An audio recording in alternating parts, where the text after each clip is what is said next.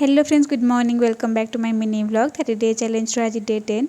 आ भितर मु 2 दिन है वीडियोस पोस्ट करनी कहीं वीडियोस तो बनई रखी बट वॉइस ओवर कर पारि इच्छा भी हो नाला। तो जेहेतु मोटिवेशन अभाव मुझे प्रीवियस वीडियो आपण कही तो जहाँ भी हो माइंड को पुणी मेकअप करके पुणी आसिली वीडियोस वॉइस ओवर करके पोस्ट करुँची। तो सकाळू टी छतुआ मु खाई नहीं भर झील भी उठु नाला। बाबू मॉर्निंग वॉक मार्केटिंग वगैरह सारिकी आसिले मुझे ब्रेकफास्ट आज उपमा और चटनी करदे से किसी परिवा वगैरह नहीं आसते सब फ्रिज रखला लंच बनई आम भात डालमा था रुटी आ कलरा भजा सालाड आउ आंब।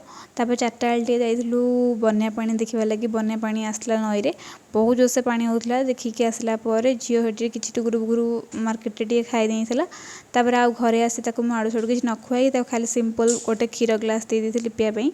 तो ये वीडियो एंड कर देखा नेक्स्ट वीडियो।